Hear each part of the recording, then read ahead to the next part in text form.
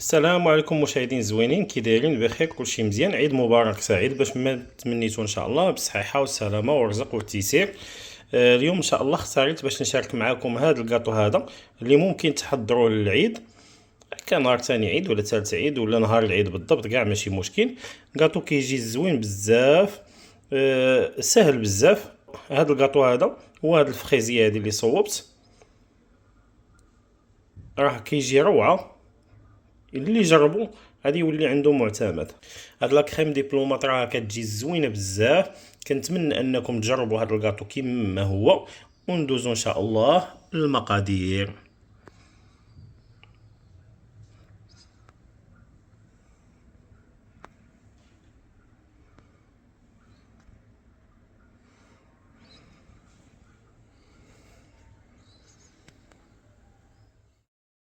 دابا نبداو ان شاء الله الكاطو ديالنا بلا كريم ديبلومات، هي الاولى.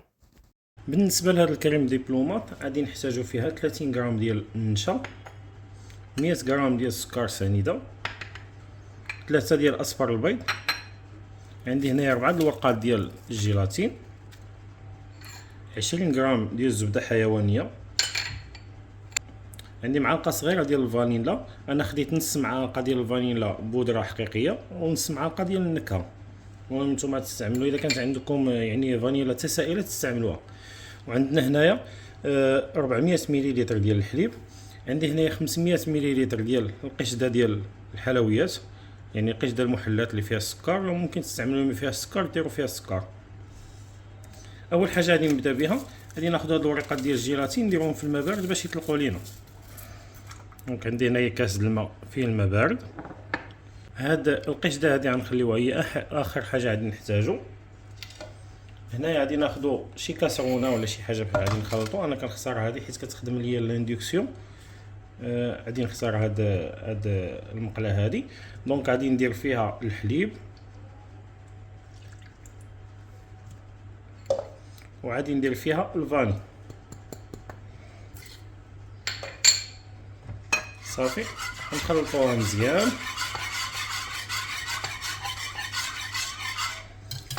ونديرها دابا على العافيه تسخن. بين ما سخن ليا الحليب والفاني غادي ناخذ دابا السكر سنيده، بودره ديال النشا، نخلطهم مع بعضياتهم مزيان.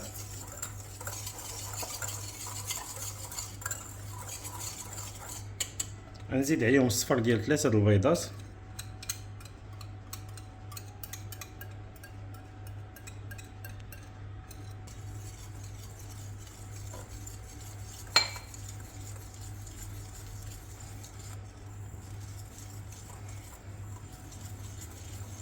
نحركوهم مزيان.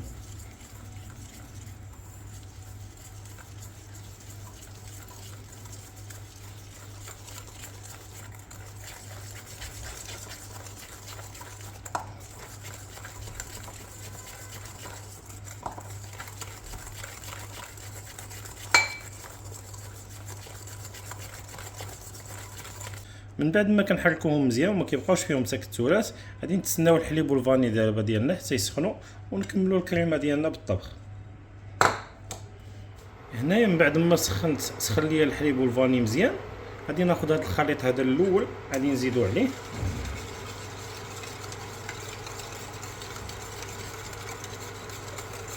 وديما مع التحراك ما تحبسوش التحراك، حيت الا حبستو التحراك غتحرق لكم الكريمه.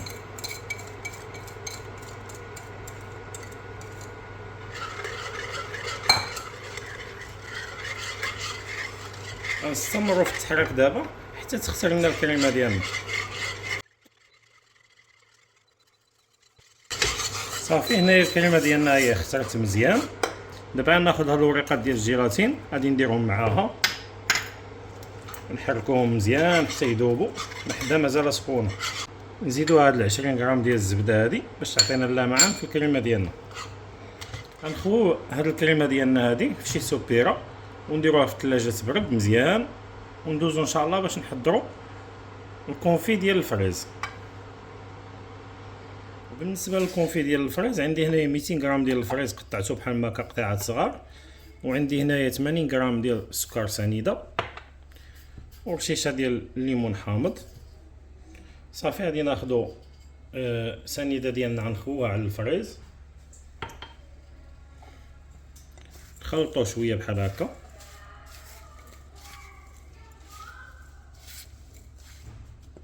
وندوزو دابا للعافيه.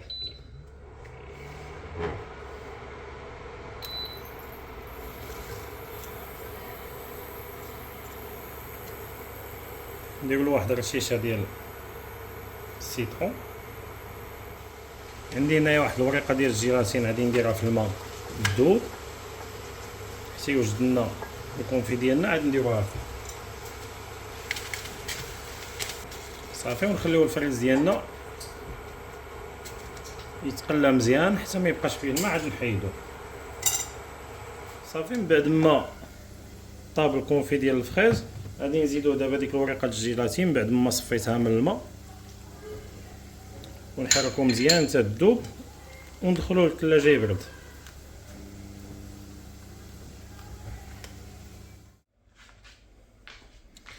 هذه هي الكريمه ديال الخفق. من بعد ما خدمتها مزيان بالباطور كتولي على هذا الشكل هذا عاقده مزيان. ممكن تزيدوا معها واحد شويه ديال البودره ديال الفاني، انا زدتها معها حتى انا. وهذه هي الكريمه ديالنا اللي خدمنا في الاول ودرناها تبرد، هي باش غنحضروا لا كريم ديبلومات.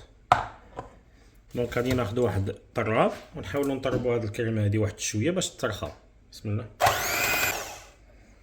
صافي ملي كتطلق لنا الكريمه شويه بحال ما هكا، دابا غادي نزيدوها على هاد الكريمه ديال الخفق. ممكن تزيدوها بالتدريج، ممكن تزيدوها هكا مره واحده وتخدموها بالباطور. الا ما بغيتوش تخدموها بالباطور ممكن تزيدوها غير شويه بشويه وتحركوها غير بالطراب اليدوي ولا بالسباتول، راه كتطلع مزيان. انا غادي نسهل القضيه شويه، نخدمها دابا بالباطور دغيا باش ما نتعطلش. بسم الله. من بعد ما كنطربوها بالطراب الكهربائي كناخذوا السباتول وكنحاولوا اننا نجبدوها كامله لتحت الفوق باش ديك الجنيبات ديال القناه ديال السوبيرا ما كيكونوش تخلطوا مزيان، كيعاودوا يتخلطوا لنا في الكريمه ديالنا باش ما كتبقاش عندنا جوج كريمات منفصلين على بعضياتهم، يعني كيولي الخليط منسجم 100%. الكريمه ديالنا هي ما فيها لا تكتلات لا حتى حاجه، شفتوها كيفاش ليس وموالو. صراحه الله راه كتجي زوينه بزاف بهذه الطريقه هذه، ساهله في التحضير ديالها غير زعما. صافي دابا الكريمه ديالنا هي واجده، غادي ندوزو دابا ان شاء الله للمونطاج ديال الفريزي ديالنا. دونك هذا هو الكونفي ديال الفريز ديالنا اللي صوبنا. انا خرجته من الثلاجه وحركته شويه هكا مزيان حيت كنخرجوه جامد مع فيه الجيلاتين، حركته هكا شويه مزيان حتى ولا على شكل عجينه كي كتشوفوا. عرفتوا المذاق ديالو رائع صراحه الله، يعني راه ما كاينش ما احسن من الحاجه تصوبوها في الدار. نخليوه هنا في الجنيب. بالنسبه للكاطو لا جينواز باش غنخدم هي هذه، راه سبق ليا شاركتها معكم، غنخلي لكم الرابط ديال الفيديو باش ما يجيكمش الفيديو طويل بزاف. عندي هنايا كيلو ديال الفريز مقطع هكا نصاص، ومن الاحسن تعزلوا حبات يكونوا هكا مقادين في العبار ديالهم، ما يكونوش شي كبير شي صغير. صافي غناخذوا المول باش غنخدموا، غادي نبداو نستفوا هذا الفريز بحال ما هكا لداخل في المول.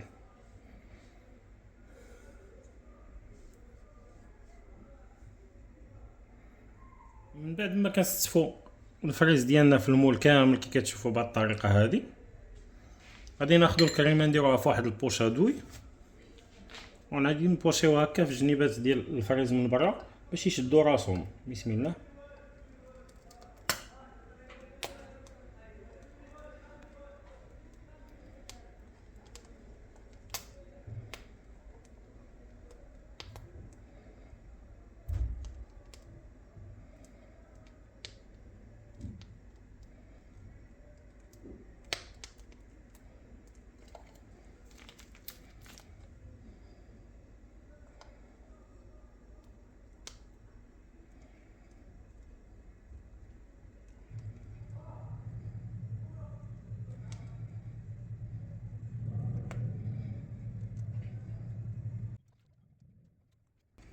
دابا كناخذوا السباتول وكنحاولوا اننا يعني نملسوا هذه الكريمه بهذه الطريقه هذه مزيان في المول.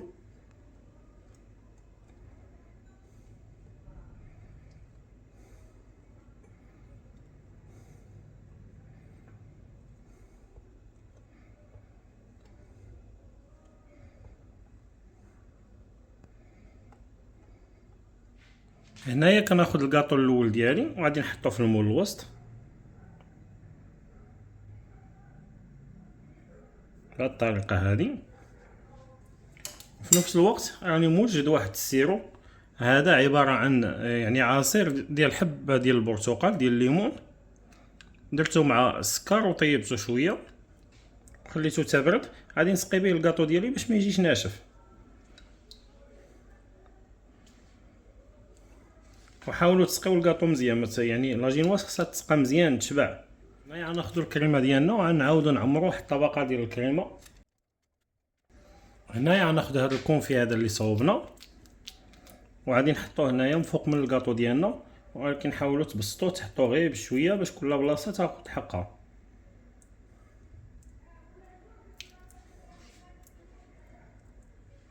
وبالنسبه للناس اللي ما بغاوش يحضروا الكونفي، راه ممكن تقطعوا الفريز دي مورسو هكا طريفات صغار كيما حضرت بهم الكونفي وديروه هنايا مباشر، يعني بلا ما ديروا كونفي. هنايا من بعد ما حطيت الكونفي ديالي كامل من فوق الكاطو، غادي نعاود ندوز واحد الدوره ديال الكريمه في الجناب ديالو. بسم الله.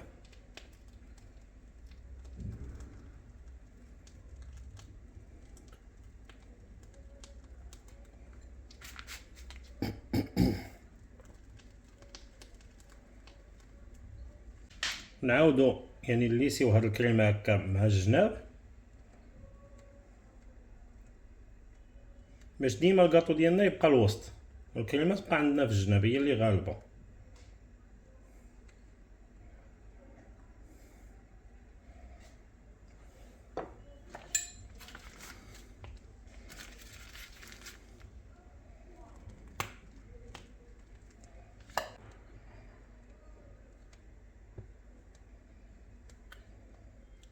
هنايا حطيت الطبقه ديال الكاطو ديالي الاخرى اللي بقات، غادي نعاود نسقيها مزيان.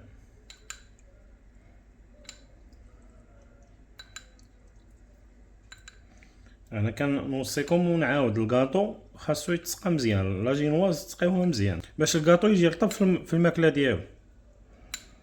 لاجينواز كتكون ناشفه شويه. في الاخير غادي نزيدو هاد الكوش الكريمه الاخرى اللي غادي نسدو بها على الكاطو ديالنا ما يبقاش يبان، ونعمرو هاد الفراغات هادوك اللي كاينين كاملين.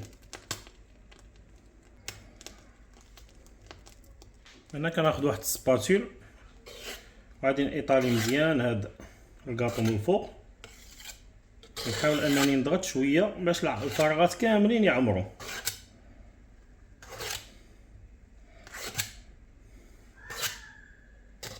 الكاطو ديالي غادي ندخلو للثلاجه المده ديال الليله كامله باش يعقد مزيان والكريمه تشد راسها والجيلاتين تعاود دير خدمتها، يبات ليله ان شاء الله، وعاد نرجعو ان شاء الله باش نزينوه في الوجه ديالو. الفريزي ديالي هي هادي من بعد ما باتت ليله كامله في الثلاجه. دونك غادي ندوز دابا ان شاء الله باش نزينوا لها الوجه ديالها نقدموها. انا في التزيين غادي نستعمل فريز مقطع بحال ما هكا ربوعه، غادي نستعمل شويه ديال الاناناس طري كيتماريا مع الفريز كيجي واعر بزاف، ما تخيلوش المذاق كيفاش كيجي مع الفريز. راه الاناناس كيتماريا مع الفريز مزيان في اي حاجه كيجي معاه مزيان. وعندنا هنا شويه ديال الناباج باش ندهنو في الاخر باش تعطينا اللمعان. دونك انا الفريزي ملي بغيت ندخلها للثلاجه عطيتها كي كتشوفوا بهذا الفيلم اليمونتير. صافي دابا غنحيد لها هذا المول هذا اللي خدمتها فيه. بسم الله. راه كتجي ساهله في التحضير ديالها، يعني ما كتاخذش شي عناء كبير. فيت في كتحيد ما تحتاجوا لا تسخنوا ولا حتى حاجه. الكريمه ديالنا الحمد لله ناجحه 100%، يعني هاد الديمولاج ديالها كيرجع للنجاح ديال الكريمه. كي كتشوفوا هي ديال الفريزي ديالنا. غادي ندوز دابا ان شاء الله للتزيين. وبالنسبه للتزيين راه كلها الطريقه ديال التزيين ديالو، يعني اللي عنده شي شكيل في عقلو وبغا يديرو غادي يديرو. خاص تكون مبدع باش تزوق، باش دير شي مذاق زوين، باش دير اي حاجه. دونك يعني الانسان ممكن يزيد من دماغه ويدير شي حاجه اللي هي زوينه بزاف. دونك انا غادي نختار هاد الزواقه هادي، وانتم كما قلت لكم ممكن ديروا الزواقه اللي بانت لكم مزيانه.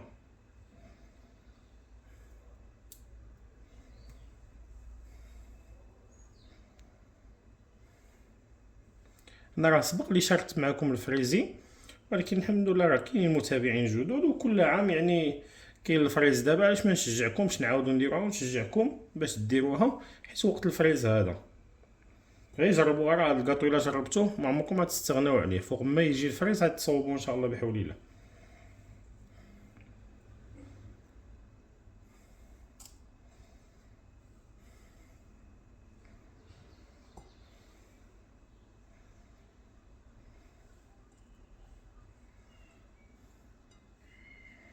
دونك انا غادي نكمل ان شاء الله بالتزيين ونرجع معاكم. هي الفريزيه ديالي من بعد ما زينتها، انا درتها الطريقه هذه في التزيين. نتوما ممكن تزينوها غير بالفريز كامله، ممكن تماريو هكا بالاناناس، حيت كما قلت لكم الاناناس راه كيتماريو مع الفريز بزاف في المذاق ديالو حتى في اللون ديالو. هانتوما شوفوا تبارك الله. شوفوا يعني الطبقات من التحت كيفاش دايرين. شوف الطبقه ديال لاكريم مع هاد السيفه ديال الفريز. يعني هنا علاش قلت لكم خصكم تعمروا هاد الفراغات من الداخل مزيان، يعني تبريسيو الكريمه لداخل باش كتعمر لكم هاد لونطوراج هذا ديال الفريزه وما كيبقاوش عندكم هنايا خويات. هاد الكاطو هذا راه زوين بزاف ولذيذ بزاف وساهل في الخدمه ديالو. كنتمنى انكم تجربوه وردوا عليا النتائج ديالكم، كيفاش دخلكم هذا الكاطو هذا وكيفاش جاكم، باش يعني تشجعوني انني نبقى نحط لكم وصفات بحال ما هذا. وكنتمنى هذا الفيديو هذا يكون عجبكم. مبروك عواشركم نوبه واحده اخرى، ونتلاقاو ان شاء الله في فيديو جديد.